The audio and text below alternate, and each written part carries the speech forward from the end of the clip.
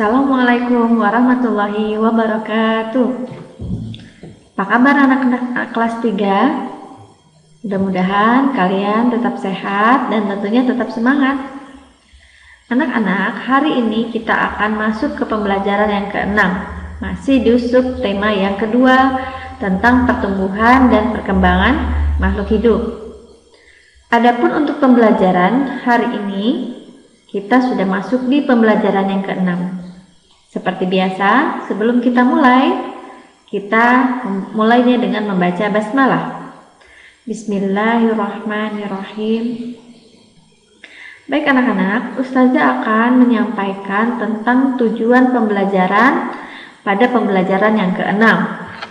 Yang pertama, setelah mengamati gambar, siswa dapat menjelaskan pentingnya tidur dalam proses pertumbuhan dan perkembangan manusia dengan benar. Yang kedua, siswa dapat menuliskan cerita tentang kebiasaan yang baik sebelum tidur dan dengan benar. Yang ketiga, siswa dapat mengidentifikasi keragaman kebiasaan berdoa setiap individu dalam kehidupan sehari-hari di rumah dengan benar. Dan yang keempat, siswa dapat mengidentifikasi keberagaman kebiasaan berdoa setiap individu di sekolah dengan benar. Yang kelima, siswa dapat menceritakan pengalaman adanya perbedaan kebiasaan berdoa dalam kehidupan sehari-hari di rumah. Yang keenam, siswa dapat menceritakan pengalaman adanya perbedaan kebiasaan berdoa dalam kehidupan sehari-hari di sekolah dengan percaya diri. Yang ketujuh, setelah mengamati, siswa dapat menentukan hasil penjumlahan dengan teknik tanpa menyimpan dengan benar. Dan yang kedelapan, setelah mengamati, siswa dapat menyelesaikan soal cerita sehari-hari yang berkaitan dengan penjumlahan tanpa teknik menyimpan dengan benar. Baik anak-anak, kita akan mulai pembelajaran yang ke-6. Coba perhatikan pada gambar yang ada di layar di depan kalian. Ada gambar apa aja sih? Nah, kita lihat ini gambar seorang anak perempuan. Yang ini adalah aktivitas dia sehari-hari menjelang malam. Nah, silahkan coba kalian buatlah cerita berdasarkan gambar tersebut dan tuliskan ceritamu pada tempat yang telah disediakan. Jadi silahkan buka di halaman 93. Di situ sudah ada gambar seorang anak perempuan yang sikat gigi, kemudian berwudu dan dia tidur. Kira-kira cerita apa yang bisa kita buat dari gambar tersebut ya? Silakan nanti diceritakan dan ditulis pada kolom yang telah disediakan. Nah, mari kita baca sama-sama. Setiap hari kita melakukan kegiatan, tubuh kita menjadi lelah dan butuh istirahat. Salah satu cara tubuh kita beristirahat adalah dengan tidur. Nah, kalian juga seperti itu kan? Jika kalian lelah dalam bermain, capek bermain, atau misalnya pulang dari sekolah sampai rumah sudah capek, maka sebenarnya ketika kalian merasakan tubuh kalian lelah, itu tandanya tubuh kalian membutuhkan istirahat. Dan biasanya ketika tubuh kita lelah dan menuntut untuk istirahat, maka cara kita untuk mengistirahatkan tubuh kita adalah dengan tidur. Ya. Nah, saat tidur itu badan terasa lebih santai dan tidak sedang tegang. Jadi ketika kita sedang tidur, otot-otot yang ada di tubuh kita itu sedang mengalami relaksasi atau sedang dalam kondisi yang santai, tidak bekerja ototnya. Nah, manusia juga mengalami pertumbuhan saat tidur. Oleh karena itu, kita perlu tidur yang cukup untuk menjaga kesehatan tubuh kita. Dan tidur juga tidak boleh terlalu lama. Kenapa?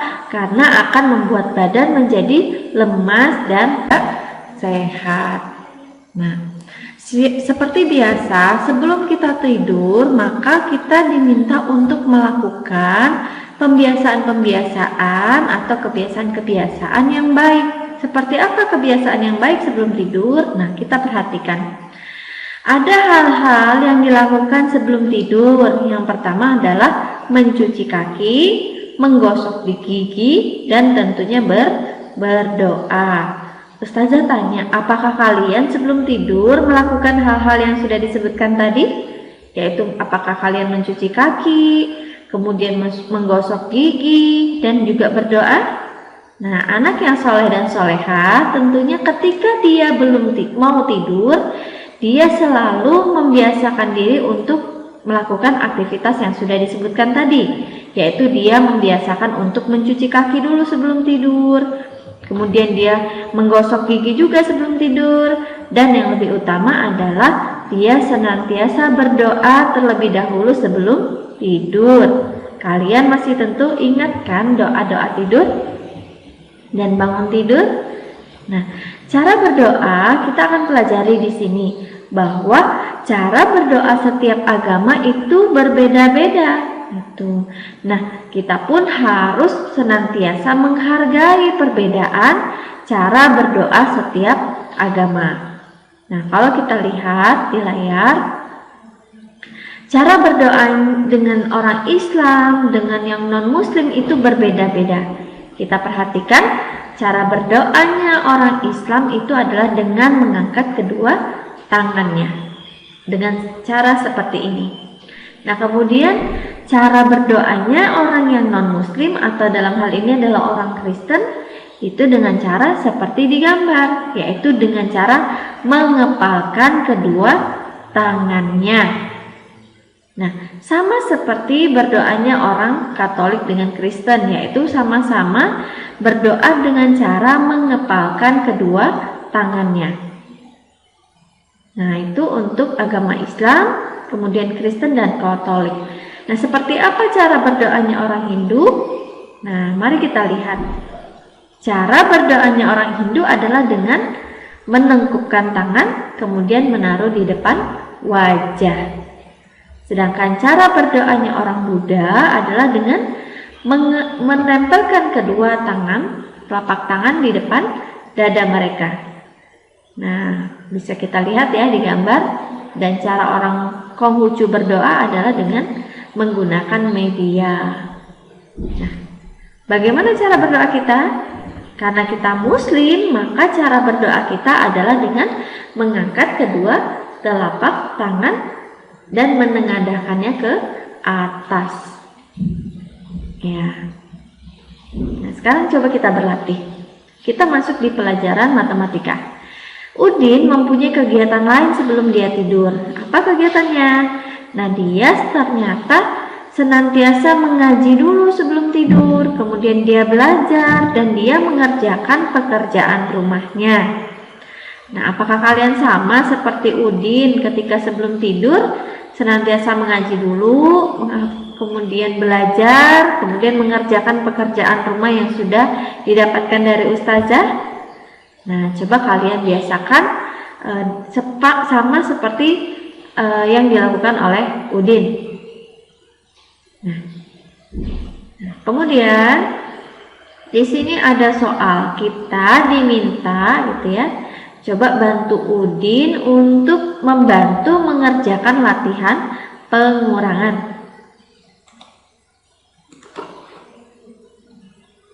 Nah, coba kalian bantu Udin untuk mengerjakan latihan pengurangan ini, yaitu dengan memasangkan antara soal dengan jawaban yang sudah ada disediakan di sebelah kanan. Sebagai contoh, coba kalian kerjakan dulu 5.176 dikurangi 4.328. Setelah kalian dapatkan hasilnya, coba cari di sebelah sini. Mana kira-kira hasil jawaban dari kalian? Nah, kalau sudah kalian dapatkan, maka tinggal ditarik garis. Silakan tentukan pasangannya antara soal dengan jawaban yang ada di depan. Ya, seperti itu ya. Jadi dari pembelajaran 1, 2, 3, 4, 5, dan 6, sekarang kita bisa, yang pertama kita sudah mengetahui berbagai perbedaan. Kita bisa lihat perbedaan dari sisi makanan gitu ya. Kita sudah lihat bagaimana ternyata Udin, Lani, kemudian Dayu itu berbeda-beda dalam hal kebiasaan makanan. Ada yang suka lauk aja, kemudian ada yang suka sayur dan sebagainya. Demikian juga dalam hal perbedaan tinggi dan berat badan. Kita sudah belajar di pembelajaran yang sebelumnya. Nah, kemudian kita ternyata juga sudah bisa menceritakan kegemaran dan cara menghargai perbedaan kegemaran. Ya, jadi kita sudah lihat bagaimana ternyata setiap anak itu memiliki kegembiraan ataupun kegemaran yang berbeda-beda. Sebagai contoh, ada yang gemar membaca. Dari sisi mainan juga seperti itu, ada yang lebih gemar main bola, ada yang lebih gemar main bulu tangkis dan sebagainya. Sehingga kita bisa menghargai perbedaan setiap pilihan dari teman-teman kita.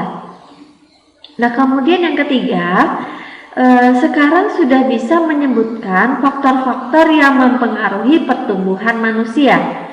Apa saja kemarin kita sudah belajar ya, bahwa yang mempengaruhi pertumbuhan manusia itu bisa dilihat dari faktor makanan gitu ya, kemudian faktor dari kebiasaan ataupun kebiasaan berolahraga, dan yang ketiga adalah yang mempengaruhi pertumbuhan manusia itu dilihat dari faktor keturunan dari orang tuanya.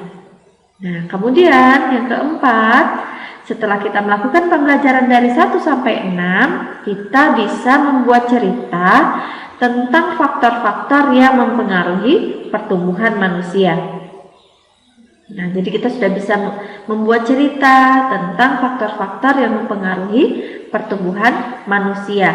Masih ingat kan kalian tugas untuk mewawancarai orang tua tentang bagaimana ketika kalian dilahirkan, berapa beratnya, panjangnya, kemudian pada umur berapa bulan kalian sudah bisa merangkak, berdiri dan berjalan. Nah, itu adalah cara gitu ya, kita bisa membuat cerita tentang faktor-faktor yang mempengaruhi pertumbuhan manusia.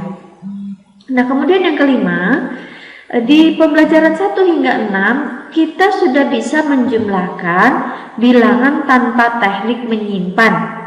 Nah, kemudian di pembelajaran yang sebelumnya juga kita sudah bisa menjumlahkan bilangan dengan teknik menyimpan. Jadi kita sudah bisa belajar matematika menjumlahkan bilangan dengan teknik menyimpan dan tanpa teknik menyimpan.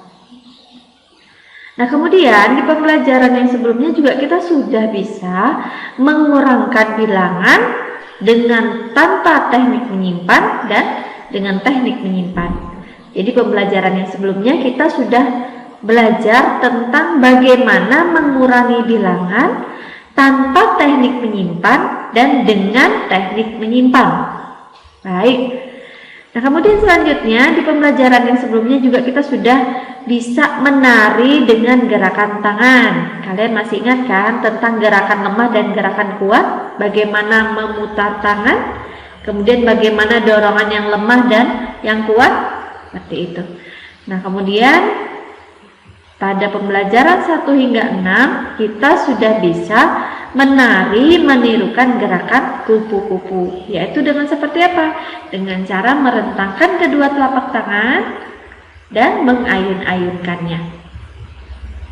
Nah, kemudian kita juga sudah bermain tentang kijang dan rusa. Mungkin karena masih pandemi, maka aktivitas bermain kijang dan rusa kita tidak bisa lakukan di sekolah, tapi kalian bisa lakukan di rumah. Nah, seperti itu ya. Jadi untuk pembelajaran hari ini kita cukupkan sampai di pembelajaran yang ke-6. Nanti kita akan masuk di pembelajaran yang selanjutnya. Kita masuk di subtema yang ketiga. Baik, sampai di sini dulu. Sampai jumpa di pembelajaran yang selanjutnya. Assalamualaikum warahmatullahi wabarakatuh.